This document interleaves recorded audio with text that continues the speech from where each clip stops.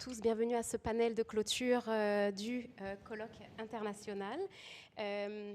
Quelques mots avant de débuter et d'inviter sur... Ah, c'est mieux. Quelques mots avant de débuter et d'inviter sur scène nos panélistes.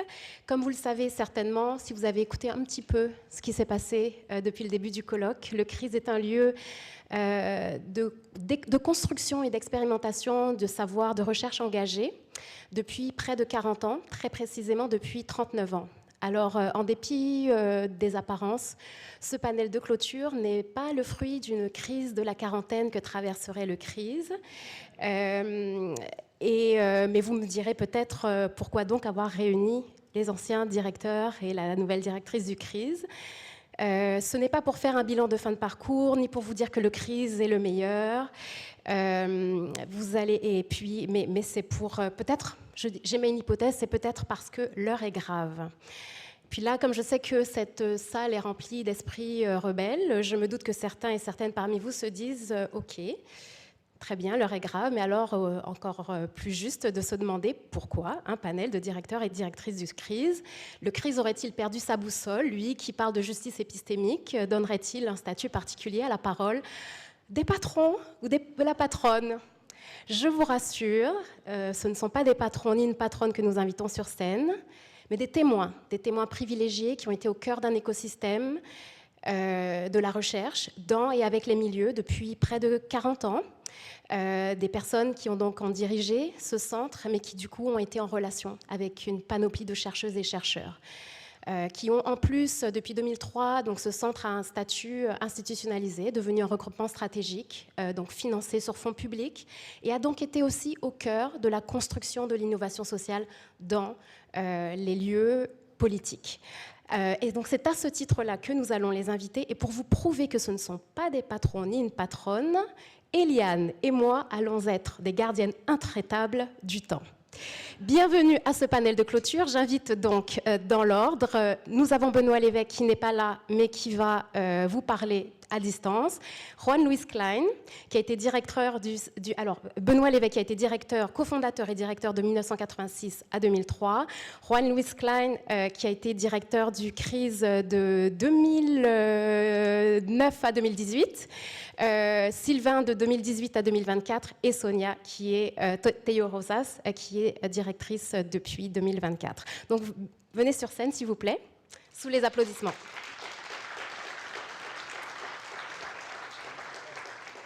Et simplement pour le public, ça c'est une demande dernière minute, on espère que vous allez jouer le jeu, une idée dernière minute, n'est-ce pas, de vous inviter à l'issue, donc en fait, on va procéder, on a 3 questions, top chrono, elle et ils vont y répondre, et à l'issue de chaque bloc de questions, on va vous laisser quelques minutes, 5 minutes pour réagir, poser des questions, faire des commentaires, voilà, donc être vraiment en dialogue, donc préparez-vous mentalement à avoir cette occasion, si vous le souhaitez, de réagir à chacun des blocs de questions. Alors, sans plus attendre, je vais annoncer la première question. Eliane, je la vois prête à appuyer. Notre première question est la suivante. Comment un milieu de la recherche comme celui défendu par le CRIS peut-il se positionner face aux crises actuelles et aux attaques qui le fragilisent? Je vais dire d'abord bonjour à tout le monde et remercier la directrice du CRIS et le comité organisateur de l'invitation, puis dire que je suis désolé de ne pas être sur place. Alors, pour répondre à la question, je dirais qu'il y a des similitudes entre les conditions d'émergence du CRIS et la situation actuelle. Mais en même temps, il y a de très grandes différences entre les deux périodes. D'abord, sur les similitudes, c'est qu'au début des années 80, les chercheurs, puis les militants, il y avait beaucoup de morosité, beaucoup d'inquiétude, parce qu'on sentait que c'était la fin d'une époque, la fin des 30 Glorieuses. Les acquis étaient remis en question. Au plan politique, Margaret Thatcher a été élue en 1979, Ronald Reagan en 1981. Donc, c'était un contexte où les innovations sociales et la transition apparaissaient à contre-courant à la fois des financements de recherche qui étaient centrés sur les innovations technologiques et aussi aux problématiques qui circulaient, qui étaient plus, j'allais dire, marxistes structuralistes, où les acteurs avaient peu de place. Et donc, on a fait l'hypothèse à l'époque que la crise structurelle des années 75-80 permettait de refaire la société et qu'on pouvait miser sur les innovations sociales pour progresser et aussi sur des réformes politiques et donc de perfectionner, d'aller plus loin pour un État social. Alors aujourd'hui, avec les régimes autoritaires, bien, la thématique n'est plus une société à refaire. C'est une société qui se défait et qui se défait pour mettre en place une transformation régressive. Et la guerre commerciale, bien, oui, c'est une guerre commerciale, mais c'est aussi une guerre contre la démocratie, contre les institutions qui soutiennent la démocratie, contre les valeurs auxquelles on croit, égalité, liberté, solidarité. Et désormais, même en politique, on ne parle plus d'adversaires, on parle d'ennemis, au fond. Donc, c'est un monde où on voit des ennemis un peu partout. Les recherches, donc, doivent être continuées, parce que les innovations vont continuer. Elles doivent être attentives aux foyers de résistance qui vont émerger, même les accompagner, les étudier, les soutenir. Mais surtout aussi, elle doit être capable, la recherche, de bien comprendre la nature du tournant qui s'opère devant nous. Et dans ce sens-là, c'est la transformation qui apparaît maintenant au premier plan, ce qui ne fait pas disparaître l'innovation pour autant. Bon, alors moi je vais suivre un peu la lancée de Benoît. Je pense que ce qu'il faut, c'est effectivement comprendre ce qui se passe de façon à pouvoir réagir correctement. En tant que chercheur, mais moi je suis de ceux qui pensent que la recherche n'est pas dissociée du monde et que les chercheurs sont aussi des acteurs, même s'ils ne le savent pas, même s'ils pensent qu'ils ne le sont pas. Ils sont aussi des acteurs. Alors, c'est ça, comprendre qu'est-ce qui se passe. Il y a Karl Polanyi qui a parlé de métamorphose, un peu comme la chenille qui se transforme en papillon. Et on est dans une situation de métamorphose qui fait qu'on ne reviendra pas en arrière. C'est-à-dire que ce n'est pas quelque chose qu'on va pouvoir défaire. On est dans une situation qui est en train de... C'est une transformation qui est en cours et qui va construire un nouvel ordre mondial, un nouveau monde, en fait, dans lequel on va devoir travailler. Et c'est un monde qui profite évidemment aux plus puissants et qui désavantage les moins puissants. Alors, et ça, ça met en place toutes sortes d'enjeux, toutes sortes de dispositifs qui sont aussi bien de l'ordre de l'économique, du social que du cognitif. Et nous, on a un rôle comme chercheurs, mais aussi comme acteurs, à travailler sur le plan cognitif, à travailler sur le plan des façons de concevoir le monde et sur le plan de l'ontologie de ce que nous voulons faire en termes de transformation. J'étais pour dire j'ai beaucoup aimé, c'est pas ça. Mais j'ai été surpris et en même temps touché par ce que Bertrand Fuchs a dit l'autre jour, avant-hier, c'était avant-hier, quand il a dit et si on était en train de perdre? Je pense que c'est ça qu'il a dit. Et je pense que c'est important de comprendre ça. On est en train de perdre définitivement, mais qu'est-ce qu'on est en train de perdre? En fait, qu'est-ce qu'on a perdu? Bien, on a perdu l'initiative. On n'a plus la capacité de devenir un moteur pour deux raisons. La première, c'est parce qu'on a été complètement surpris et assoupi par ce qui est en train de se passer. On ne l'a pas vu venir. Pourtant, c'était évident. Mais on ne l'a pas vu venir. Mais la deuxième raison, c'est qu'on n'a pas de projet. On n'a pas de projet. On n'a pas un concept qui fédère et qui permet d'avancer vers la construction d'un monde nouveau qui soit alternatif au monde qui est en train de se construire. Moi, je pense que c'est notre principale responsabilité, c'est la principale responsabilité de ceux qui travaillent sur l'innovation sociale, de concevoir des innovations sociales radicales qui sont subversives par rapport à ce qui est en train de se construire, mais qui en même temps sont capables de fédérer les différents acteurs, les différents courants, les différentes positions qui peuvent être qualifiées de progressistes. Merci beaucoup, Juan Luis. Je vais passer la parole à Sylvain.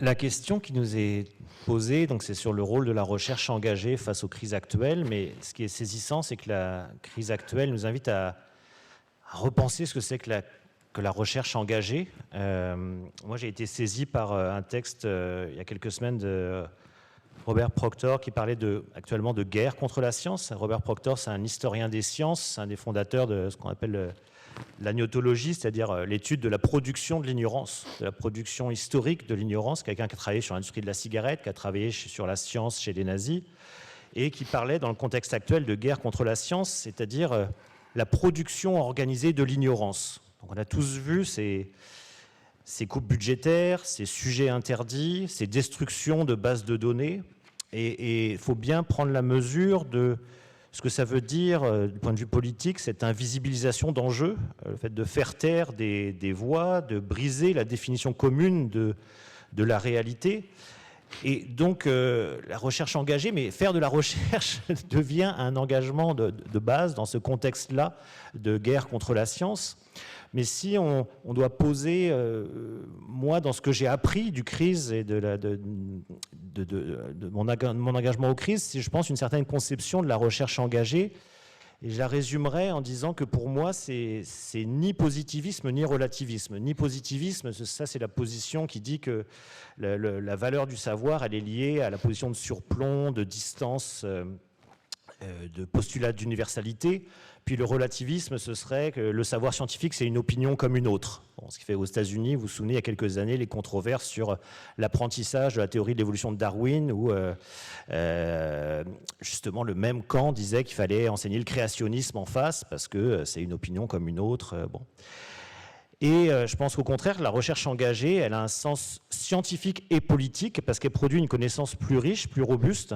Parce qu'elle est engagée, elle donne la voix justement à des populations qu'on n'entend pas. Et quand on ne les entend pas, on comprend moins le monde, aux deux sens du terme comprendre. On saisit moins le monde et on l'enrôle moins. Et donc, contre le relativisme, toutes les opinions ne se valent pas. Il y a une spécificité du savoir expérientiel, du savoir professionnel, du savoir scientifique. Bud Hall, ce midi, nous a très bien parlé des différentes cultures du savoir. Et donc, oui, il y a une spécificité du savoir scientifique, mais aussi, donc, il faut être exigeant dans le travail qu'on fait sur la méthodologie, l'ontologie de la recherche engagée, de la recherche partenariale.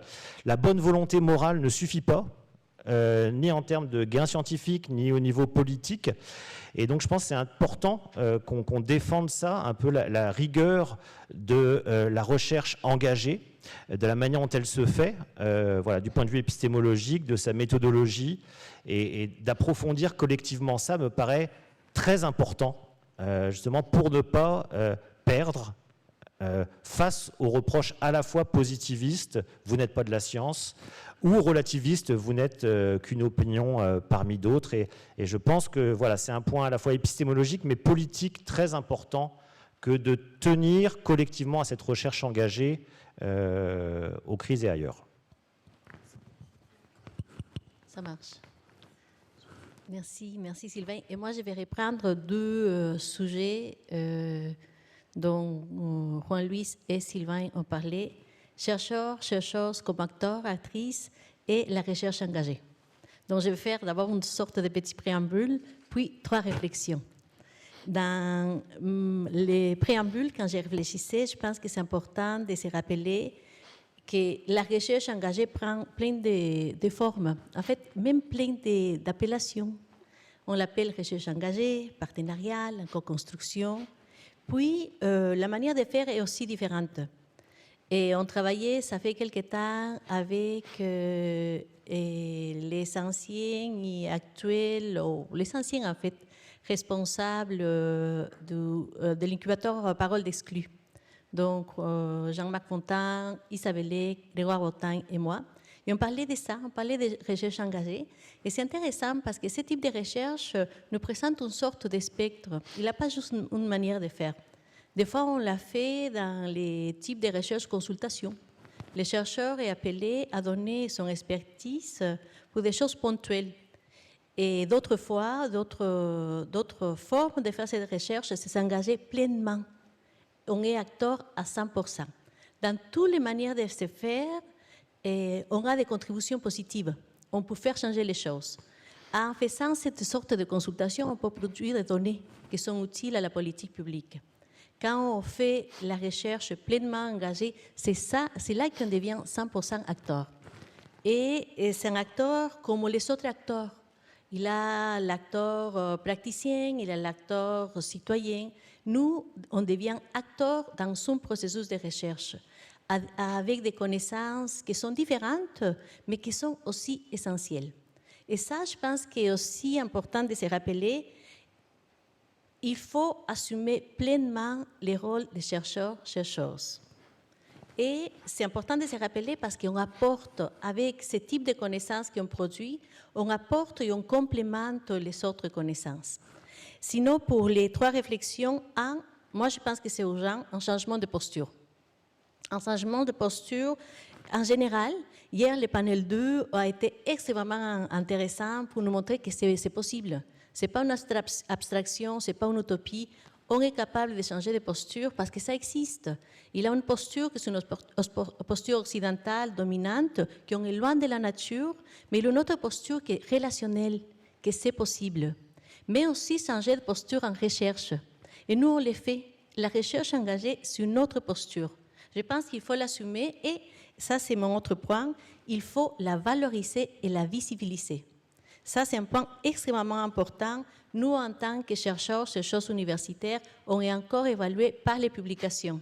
Dans certains cas, des publications dans des revues qui sont à fort impact. Et c'est ça qu'il faut changer. On fait la diffusion des connaissances à partir de ce type de recherche, pas des publications, mais aussi par d'autres moyens. Donc, la valorisation de la recherche qu'on fait et la politisation de la recherche. Et là, je termine pour cette question.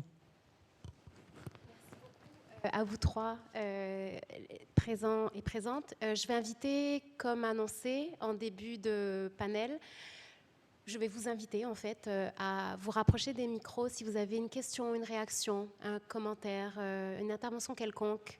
Bref, qu'est-ce que vous inspire cette première partie? Je crois que je vois quelqu'un se diriger peut-être. Oui. Oui, alors je vais aussi. Juan-Luis disait tout à l'heure qu'on est en train, ou nous posait la question, qu'on est en train de perdre quelque chose. Et alors je me dis, oui, on est en train de perdre. Et on est en train de... Je m'identifie, je travaille avec le mouvement ATD Carmonde. Excusez-moi, Francisco Chiasua, c'est mon nom. Et on est en train de perdre la vie. Et pourquoi je dis qu'on est en train de perdre la vie? Parce qu'on dirait que pour notre société aujourd'hui, à l'aube d'élire un Premier ministre, pas une première, mais un Premier ministre, on dirait que la crise climatique est inexistante.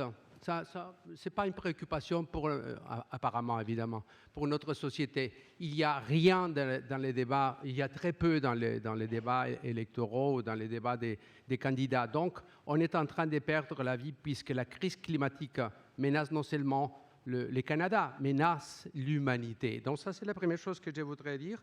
Et la deuxième, c'est plutôt une question. Juan-Luis aussi disait, nous n'avons pas un plan, ou on a perdu le plan. Et je me demande qu'il s'agirait peut-être d'un plan qui pourrait se résumer dans un contrat social, un contrat des sociétés, un projet des sociétés. Et un projet des sociétés où on mettrait au centre l'être humain, pas la finance, pas le capital. L'être humain au centre comme projet des sociétés, et je dirais même dans la recherche, l'être humain au centre. Est-ce que ça pourrait être le plan? C'est ma question. Voilà, merci. Je regarde s'il y a d'autres désir d'intervention dans la salle? Je ne vois pas de mouvement, je ne perçois pas de mouvement. Ah si, voilà.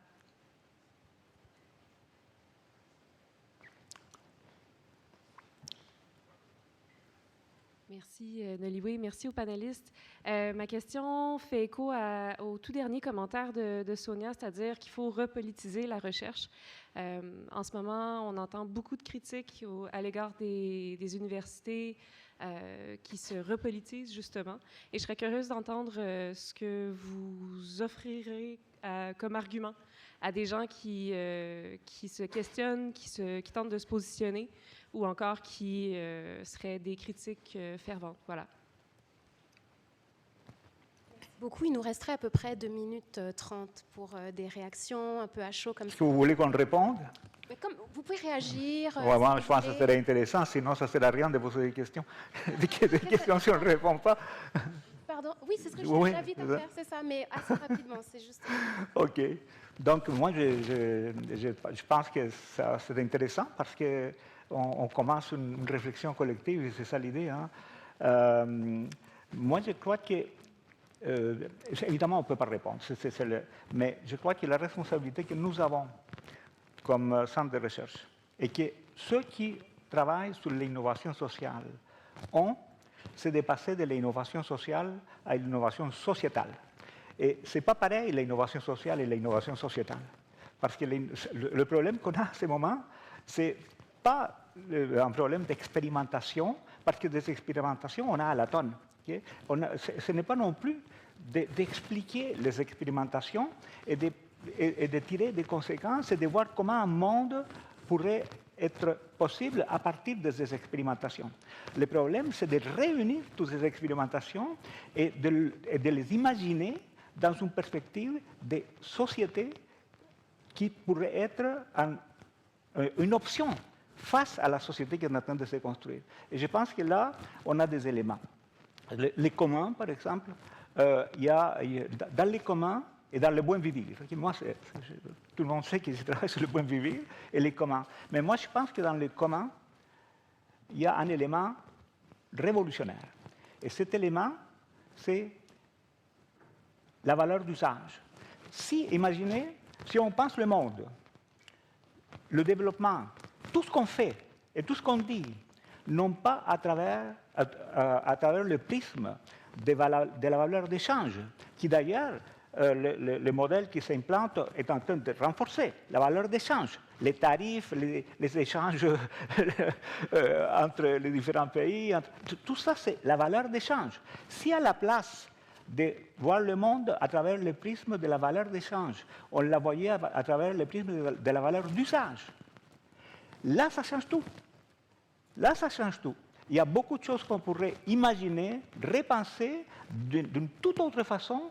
Et je pense que le commun, Elinor Ostrom, lorsqu'elle a parlé des usagers, de la gouvernance par les usagers, mais elle a mis au centre de la réflexion, peut-être sans le dire, mais je pense que ça découle de ça, la question de la valeur d'usage. Et à mon avis, c'est comme ça qu'il faut concevoir une société qui met au centre l'usage du monde.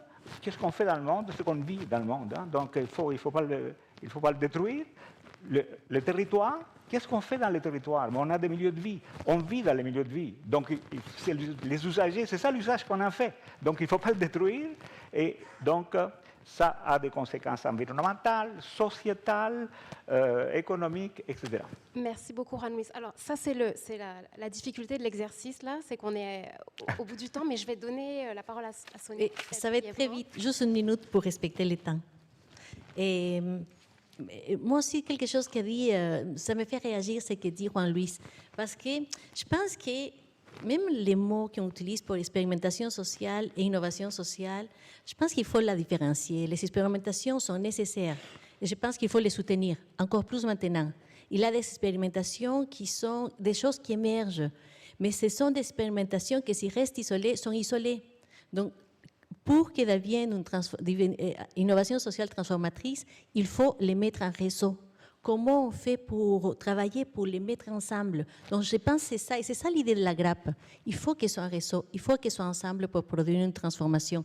Et juste pour répondre rapidement à Catherine, et il ne faut pas oublier, et là je pense aussi à des courants latino-américains, Orlando Falsborda, c'était les années 70, et il nous appelle à une recherche qui c'est en soi un acte politique. La recherche est performative. Ce qu'on fait comme des résultats de recherche, il performe la société aussi. Donc la recherche, il pourrait être un acte politique. Puis, la recherche n'est jamais neutre. Il ne faut pas oublier, la recherche n'est pas... Il a la rigueur, mais ça ne veut pas dire la neutralité. Merci beaucoup, Sonia. Par souci d'équité, Sylvain, est-ce que tu souhaitais réagir? Tu veux réserver après? Parfait. Merci beaucoup. Alors, on passe à la question suivante. En quoi ce qui se produit aujourd'hui interroge la notion même de transformation sociale, centrale dans la pensée du crise, alors que les mouvements fascistes s'en réclament implicitement pour faire advenir un monde nouveau? Disons que ce qui se passe maintenant, on peut dire que c'est une transformation dans la mesure où c'est une rupture et ce n'est pas un changement qui serait dans la continuité. C'est une rupture en raison du contenu, les finalités qui sont mises de l'avant, par exemple comme on voit aux États-Unis, et aussi compte tenu du processus. Et en même temps, là, on le voit avec le président actuel, il tente de gouverner par décret, contourner le Congrès, le Sénat. Il s'attaque brutalement à la bureaucratie étatique, 20 000 fonctionnaires congédiés. Il s'attaque à la réglementation environnementale. Il s'attaque aux personnes immigrantes qui sont en situation irrégulière. Il s'attaque aux journaux, aux médias. Il s'attaque aux alliances militaires, l'OTAN. Il fait disparaître l'aide internationale, USAID. Donc, sans un plan cohérent, il joue dans un sens sur tous les fronts et il s'attaque à des problèmes complexes et il crée une confusion, un désordre, un chaos, une incertitude qui tend à déconcerter et à immobiliser les acteurs sociaux et la résistance. Francis Fukuyama a écrit récemment, je lis, « La politique économique de Trump est si stupide qu'elle me rend optimiste.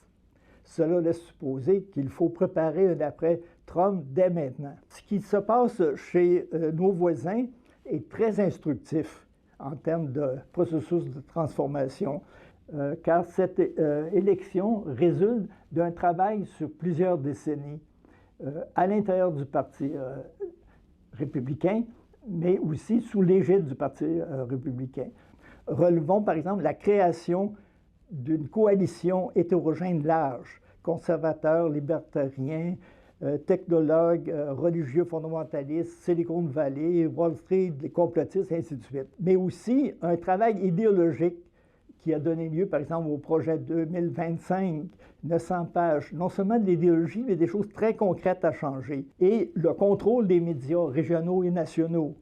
Donc, cette victoire, elle laisse voir qu'une transformation est possible et elle nous invite, dans un sens, peut-être à travailler davantage à l'avenir et d'être plus audacieux. Mais je dis oui, c'est inspirant sur ce qu'il faut faire, mais avec une très grande différence. Parce qu'une transformation progressiste ne peut se réaliser sans un processus démocratique ancré dans la société civile, éclairée par la recherche avec des valeurs conséquentes, et aussi, ainsi, la recherche devient incontournable pour réaliser une grande transformation. C'est pourquoi elle est attaquée comme un ennemi stratégique à abattre. Je vais maintenant inviter Sylvain Lefebvre à poursuivre. Mais c'est sûr que ça nous laisse toujours un peu pantois une révolution réactionnaire. Quand on incite, qu'on veut changer le monde et qu'on voit le monde changer radicalement, mais pas dans le sens qu'on avait pensé. Je pense que c'est important ce que dit Benoît sur la manière de comprendre cette alliance, effectivement, entre des forces conservatrices. On voit bien le backlash contre équité, diversité, inclusion, le masculinisme, le retour à une vision impériale dans les relations internationales. Donc un côté vraiment conservateur, réactionnaire, et en même temps tout ce discours aussi du futur, de la transformation de la société, de la Silicon Valley. Et cette alliance-là, il faut quand même se souvenir que ça peut nous paraître étrange, mais c'est la signature des fascismes du XXe siècle. Hein. Cette alliance entre l'approche réactionnaire du point de vue des valeurs, y compris la nostalgie pour une société perdue, c'était exactement le cas il y a 100 ans, et y compris la nostalgie des vrais hommes, et avec la promotion de la modernité industrielle, y compris au niveau culturel, le futurisme, le modernisme. Cette alliance-là, très étrange, on l'a déjà vue. Et effectivement, on est pantois, et ce mélange de transformation-régression tellement étrange que bientôt je porterai un t-shirt « Je suis Harvard ». Je ris noir, mais on en est là. Hein, de devoir défendre l'état de droit, de dire faire des manifestations pour dire respectons les juges, c'est pas exactement la vision que j'avais de la contestation. Mais comme chercheur, je pense qu'on est un centre et des chercheuses et des chercheurs qui travaillent notamment sur l'innovation sociale, et ça doit nous amener effectivement peut-être à dessiller le regard par rapport au discours très apologétique sur la transformation sociale, sur l'innovation sociale. C'est pas le bien en soi, l'innovation sociale. Il peut y avoir des innovations sociales très régressives, et il faut avoir une compréhension acérée justement de ces processus-là régressifs, y compris quand ça a les atours de l'innovation et de la transformation. On a des outils théoriques. Dans les dernières années, on a beaucoup travaillé aux crises avec les outils, par exemple, de Nancy Fraser, comprendre les innovations sociales, qu'est-ce que ça donne en termes de redistribution, de reconnaissance, de représentation. Puis ça permet de discriminer au sens analytique du terme, par-delà ce qui s'annonce comme nouveau et comme innovateur, sur qu'est-ce que ça donne en termes démocratiques. Et peut-être aussi, là, tu parlais de politisation de la recherche. Je pense que cette politisation de l'analyse de l'innovation sociale en termes de contenu, comme je disais, elle est importante. Aussi peut-être de sortir du small is beautiful, qui a été un peu une niche de l'innovation sociale, de travailler sur des choses informelles, petites, et de laisser un peu le regard sur les transformations de l'État, du capitalisme. Or, aujourd'hui, on voit bien ça a ses charmes et ses limites, ce repli-là sur les expérimentations très locales, l'informel. On doit être aussi dans un travail de reconceptualisation et des liens et d'analyse et d'expérimentation des liens entre innovation sociale et transformation de l'État, du capitalisme. Alors, cette repolitisation-là, pour moi, de l'analyse aussi de l'innovation sociale, elle est importante et elle doit nous saisir. Sylvain, j'aimerais inviter Sonia à poursuivre, notamment, qui a lancé cette idée de repolitisation. C'est, je pense, la bonne question pour poursuivre. Merci, oui. En fait, je vais poursuivre avec celle de Benoît, la réponse de Benoît sur, mais Sylvain aussi, les transformations sociales, ce qu'on vit actuellement, la comprendre comme une transformation sociale régressive. C'est extrêmement important de prendre conscience. Plusieurs avancées sociales sont mises en question. Toute la question, la place des femmes et toutes les questions d'inclusion. Mais, et ça c'était souligné lundi, je trouvais extrêmement important de revenir et de se rappeler aussi que lundi c'était dans le cas de lutte sociale, c'était le mouvement syndical, la représentante de la CSN qui nous rappelait que tout se construit dans les temps longs. Les luttes, et ça c'est intéressant, on parlait des cas de CPE lundi, autant pour les milieux syndicaux, les femmes, que pour l'économie sociale, parce qu'ici, dans les contextes québécois, la petite enfance, c'était une lutte, c'est devenu le CPE, c'est l'économie sociale, mais ce n'est pas quelque chose qui est paru des politiciens, on fait le CPE. C'est des luttes de femmes qui aboutissent, qui profitent dans le bon sens d'une craque, ils profitent d'un interstice pour entrer dans l'institutionnel et ça donne lieu à quelque chose institutionnel. Mais dans les cas des transformations régressives, c'est la même chose. C'est dans les temps longs. Donc, ce n'est pas que Trump arrive, il fait tout. C'est quelque chose qui se travaille dans les temps. Donc, moi, je pense que c'est la responsabilité aussi de prendre conscience, parce qu'on est très positif quand on parle d'innovation sociale, ça nous semble que c'est toujours positif, ce n'est pas le cas. transformation sociale, c'est toujours positif, ce n'est pas le cas. Prendre conscience, il a le côté pervers, autant des innovations sociales que de la transformation sociale, puis travailler au temps long. Ce qu'on fait maintenant, c'est préparer pour ce qui s'en vient. Je pense que cette question du temps long, notamment, va te parler de par ton itinéraire. Donc, je te laisse la parole pour la dernière Oui, réponse. le problème, c'est qu'avec tout ce qui a été dit, là, je ne sais plus à quoi il faut répondre. Moi, je pense que nous, comme chercheurs, nous avons des responsabilités majeures. Okay?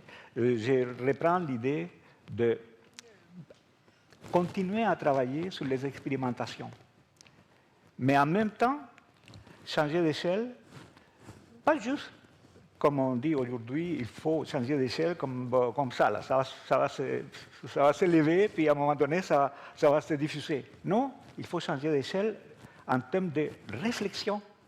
Il faut expérimenter, mais il faut changer d'échelle en termes de réflexion. C'est-à-dire qu'il faut réfléchir sur le monde, et non, à partir des expérimentations, et concevoir des possibles. Pas juste concevoir des possibles, mais les construire. Et je crois qu'il y a là un travail important à faire sur le plan de l'action quotidienne en tant que, comme on dit aujourd'hui, dans ce panel de chercheurs engagés. Moi, je pense que tous les chercheurs sont engagés, hein, sauf qu'ils ne savent pas qu'ils sont engagés, certains. Mais sauf que nous, on l'assume. Bon, en tant que chercheur engagé, quand on travaille avec les ateliers de savoir partagé, avec Parole d'Exclus, avec Angus, quand on travaille avec des organismes comme ça, avec le bâtiment 7, comme toi, mais il faut travailler ça, mais en même temps réfléchir sur comment tout ça peut se fédérer à partir d'une vision. Et là, pour travailler sur la vision, il faut avoir une approche épistémologique et travailler sur la question des cadres cognitifs et des paradigmes. Et là, je vais me permettre de citer quelqu'un que je suis certain personne n'aurait cité ici. Thomas Kuhn. Ça vous dit quelque chose, Thomas Kuhn? Dans son livre « La structure de révolution scientifique », il appelait ça comme ça, hein, en 1962, « La structure de révolution scientifique ». Et il disait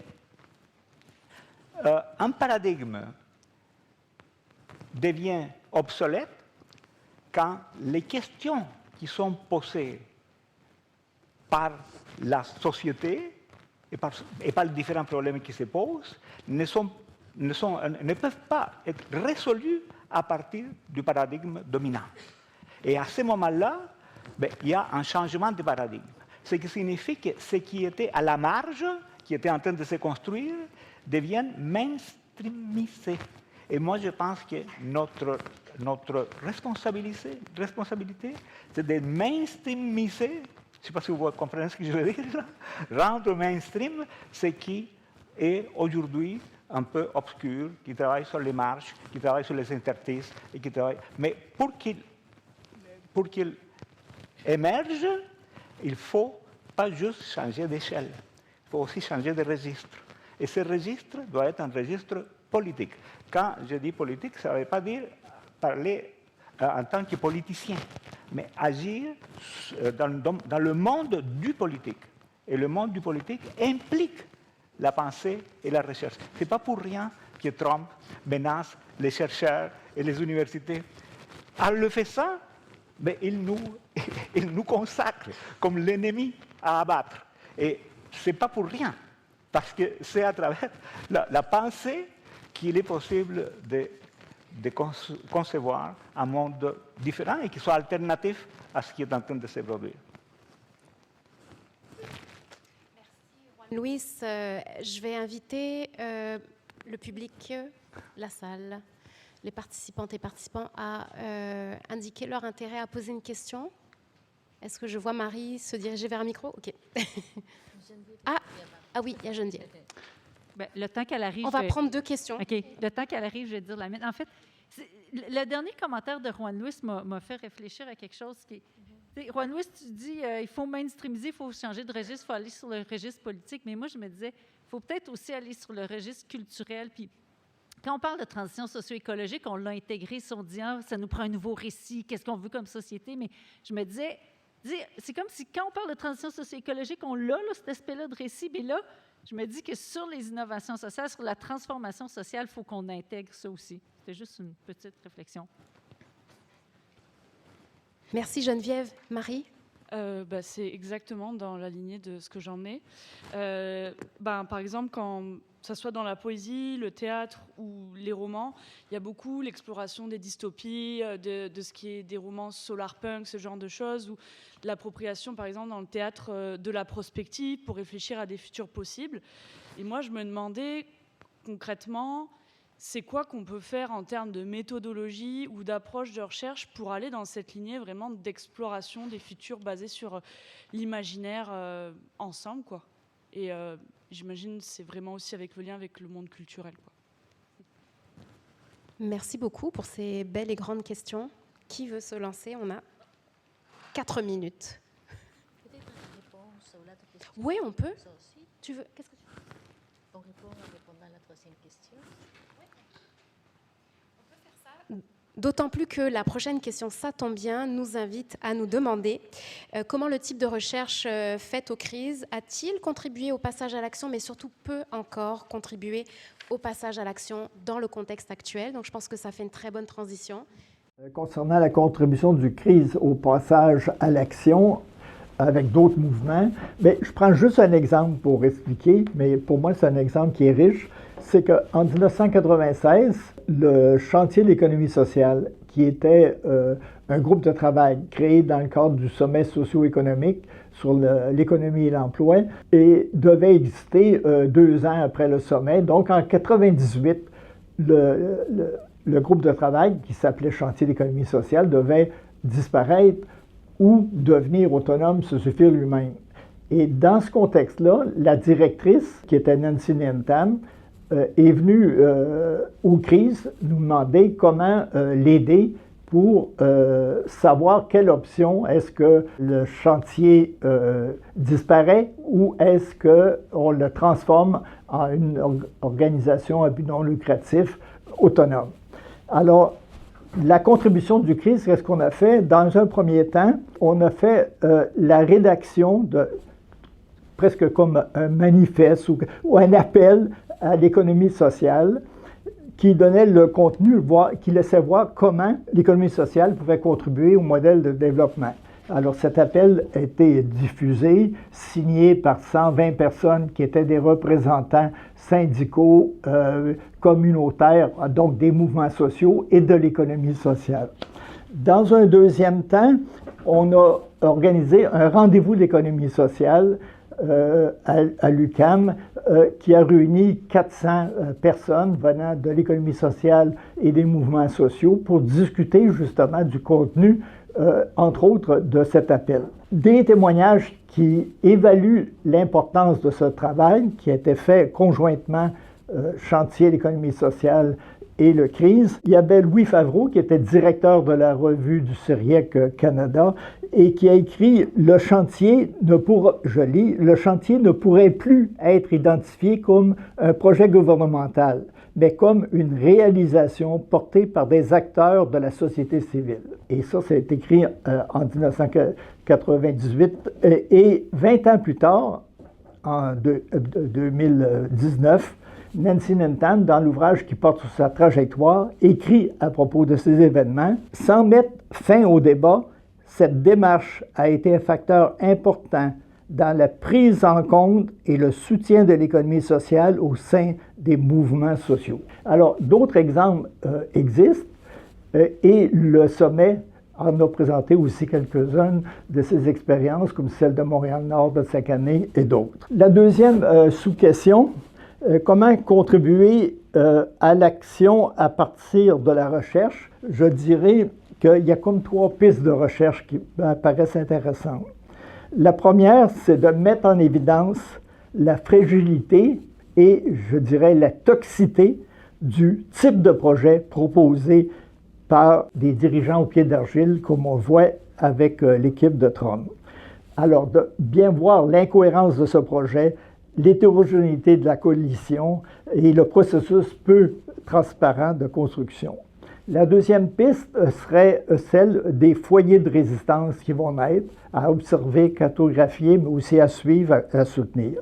La troisième, qui est plus lourde encore, ce serait de construire un projet de société en liaison avec l'économie sociale, c'est-à-dire voir quel genre de coalition il est possible de construire, soutenir les initiatives nouvelles et penser des politiques publiques plus soucieuses de la transition sociale et écologique et en même temps plus soucieuses des problèmes de tout le monde, à commencer par ceux qui sont les plus démunis. Pour conclure définitivement là-dessus, je dirais que même si je n'étais pas présent au colloque qui se termine, les résumés de nombreuses présentations dont j'ai fait la lecture témoignent de l'importance de la recherche collaborative pour apporter non seulement une visibilité, mais une compréhension de ce qui se passe. En particulier, j'ai apprécié aussi les éléments de comparaison internationale.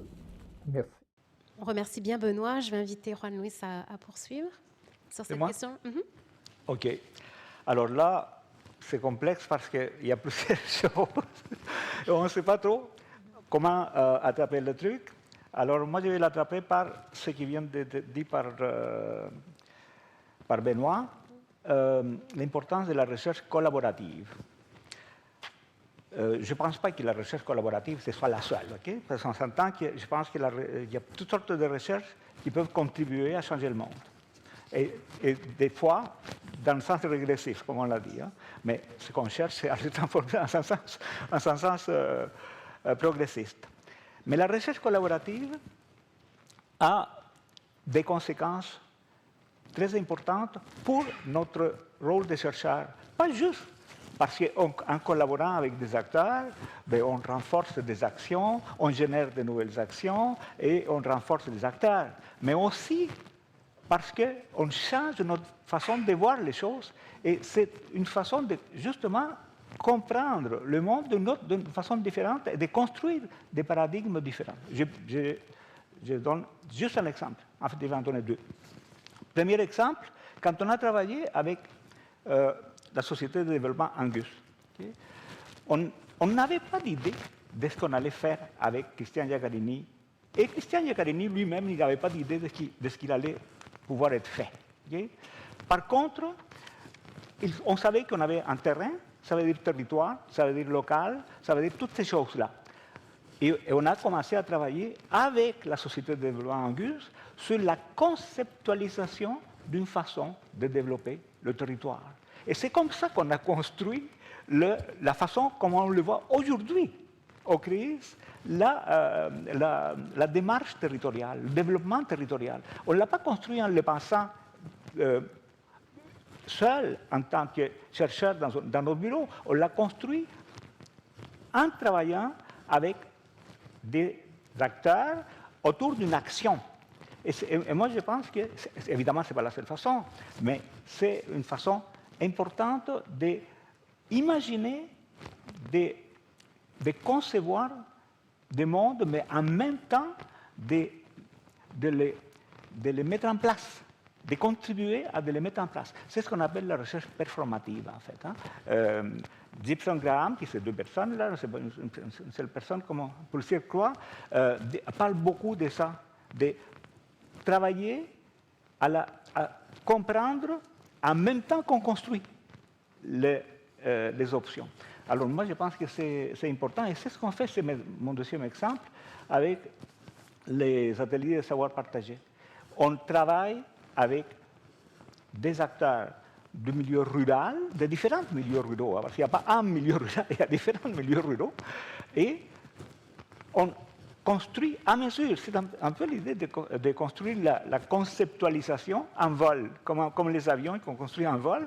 Mais là, c'est la conceptualisation, et à mesure qu'on le travaille, on le comprend.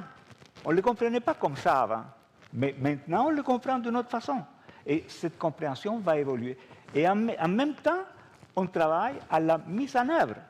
En même temps, sans qu'il y ait d'intermédiation entre ces deux éléments-là. Et Par ailleurs, comme vous le savez tous, n'est-ce pas, et toutes, on publie un livre qu'on va lancer à la FAS le 5 mai, dans un colloque qui porte sur ça. Et moi, je vois ça comme un acte politique. Parce que ce livre ne porte pas que... Non, même pas. Ne porte pas sur l'expérience des ateliers de savoir partagé. Il porte sur la façon de voir la ruralité à partir de l'expérience des ateliers de savoir partagé, ce qui est tout à fait différent. Et à mon avis, c'est un geste politique. C'est-à-dire qu'on intervient dans le monde du politique. Tout en faisant notre travail de recherche. Merci, Juan Luis. Sylvain? Que faire? Un livre. On est boulanger, on ferait du pain. Hein. On est des chercheurs et des chercheuses, on fait des livres. Hein. Un livre, Savoir et pouvoir, justice épistémique et innovation sociale, sous la direction de Sonia, Annie et moi, qui va reprendre toutes ces réflexions-là, apparaître à l'automne. La révolution est faite. Non, c'est pas vrai. C'est vraiment l'illusion des chercheurs de penser qu'il y a une force propre des idées vraies. On ne changera pas le monde ni avec des articles ni avec des livres. Je pense qu'il y a un intérêt pour nous à la situation actuelle où les universités sont prises comme cible, comme acteurs sociaux parmi d'autres pris comme cible, doit nous inviter, à mon avis, à ressaisir le fait que oui, les universités sont des acteurs sociaux. On est ici à l'UQAM, par exemple, qui s'enorgueillit, et c'est une très bonne chose. Je suis un soutien inconditionnel du service aux collectivités de l'UQAM.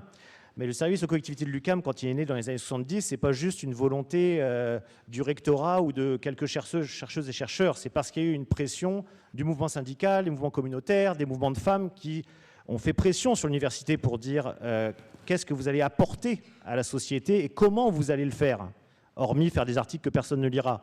Et donc c'est là qu'il a fallu inventer aussi une manière de faire de la recherche avec ces milieux-là. Et donc je pense que dans la situation actuelle, oui, il faut se ressaisir du fait qu'on est un acteur social.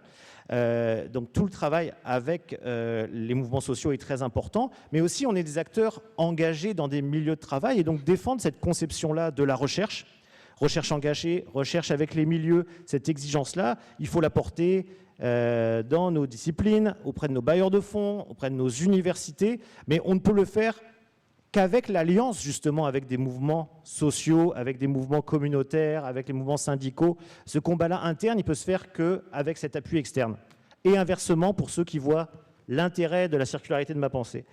Donc, ce que disait Benoît sur le soutien des foyers de résistance, tout à fait. Puis là-dessus, je trouve que le CRIS, pour moi, ça a été un bond à la fois... je ne sais pas comment le dire, safe space, plateforme, bélier.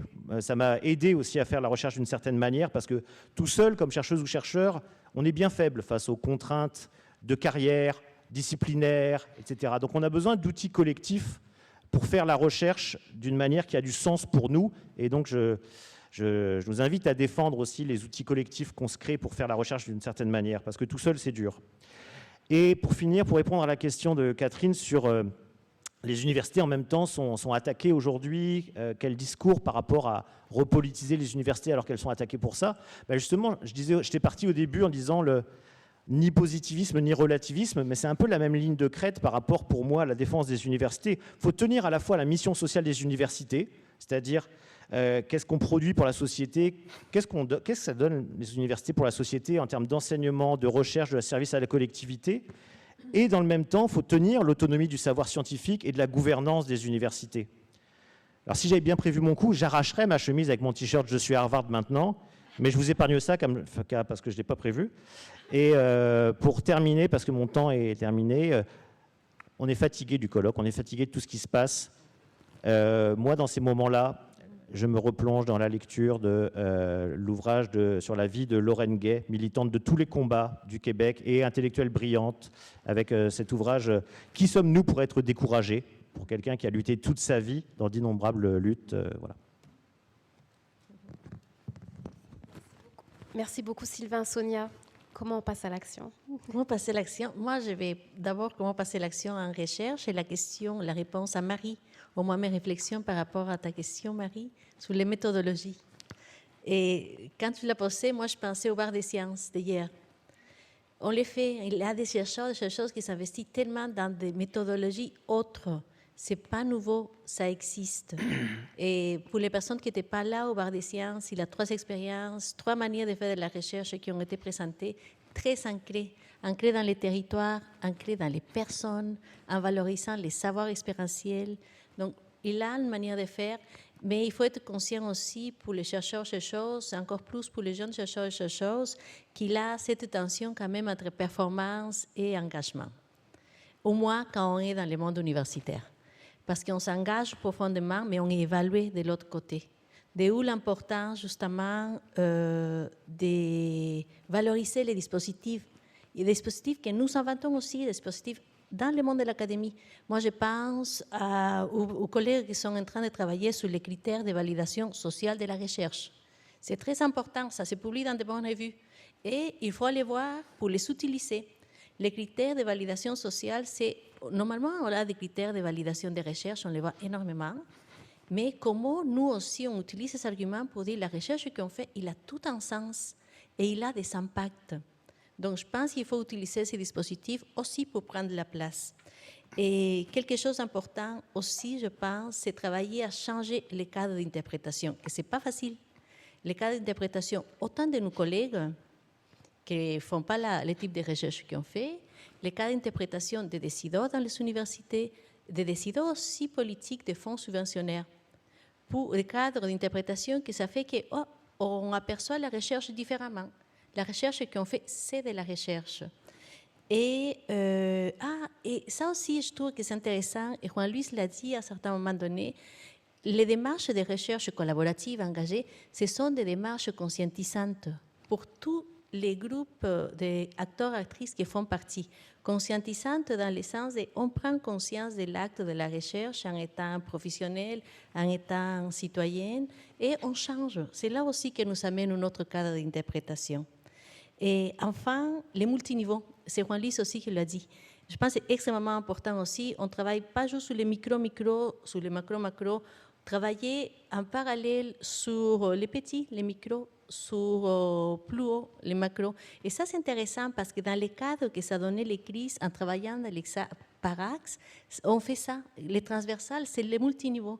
Comment on peut travailler avec... Il y a maintenant des chercheurs, collègues qui travaillent avec des personnes, c'est un niveau vraiment individuel, et avec des recherches extrêmement novatrices. Je pense à des collègues comme Jeanne Hull, ou aujourd'hui Marion Carriel faisait allusion à TD Carmonde. C'est des manières d'émanciper les personnes, mais on travaille sur les organisations, on travaille sur les territoires, on travaille sur l'emploi et on travaille sur les pratiques et les politiques. Donc je pense que ces multiniveaux, c'est extrêmement aussi.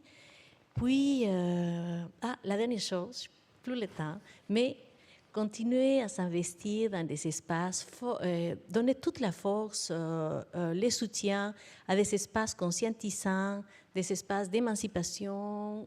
Moi, je pense à l'UPE, l'incubateur universitaire par l'exclu, les ASP, et je pense au SAC-UQAM. Donc, il a des espaces, des pouvoirs, des prises de pouvoir en recherche. Donc, je pense qu'il faut en parler, il faut les soutenir, il faut les faire grandir. Merci infiniment à nos panélistes pour ces propos. Et je vais inviter, on est un peu en retard sur l'horaire, fait que je vais juste prendre une dernière salve de questions, si on a peut-être 1 ou 2 interventions du public. Oui, Carolina, oui. Carolina Dion, je viens du Brésil, de Florianópolis, et je prends la parole de Benoît, la dernière parole qu'il a parlé de collaboration, aussi de recherche comparative, collaborative entre nous. Donc, je pense que quand on parle de ces 2 défis, de comprendre la destruction, on vit ça au Sud, et aussi travailler pour la transformation, je pense que c'est un défi énorme, mais c'est un défi qu'il faut le faire ensemble. Donc, je voulais savoir pour vous, quelle est la place pour la collaboration dans nos universités et aussi entre nos universités et entre le Nord et le Sud dans ça. Donc, je trouve que ça, c'est très important. Merci beaucoup, Carolina, pour cette question. Je pense que ça sera la dernière. Et donc, je vais vous inviter, celles et ceux qui sont inspirés par cette question-là, à répondre de manière concise pour laisser la place à la suite. Ouais, bonne idée. Mais Carolina, merci pour la question et merci pour prendre la parole parce que moi aussi, on part quand même d'un contexte, le nôtre, celui du Québec. On a beaucoup parlé de crise au Québec, la réalité québécoise, mais entendre d'autres réalités, comment la crise actuelle se vit ailleurs, je pense que c'est extrêmement important. Et on n'a pas eu le temps, on a eu le temps dans quelques séances, mais pas le temps en plénière d'en discuter. Donc, je pense que c'est quelque chose qui manque, qu'il faudrait continuer à faire. Et en lien avec ça, et la même chose, je pense que la crise est tellement profonde qu'on ne peut pas avoir la prétention de le faire toute seule à partir d'un seul contexte. Donc, d'où l'importance de travailler ensemble avec d'autres contextes, les contextes du Sud, les contextes du Nord européen. Moi, je pense que travailler en réseau, et toi, tu as lancé quelque chose qui est extrêmement important, un réseau des centres d'innovation sociale. Et je pense que c'est la manière de faire, d'échanger et d'être plus forts ensemble.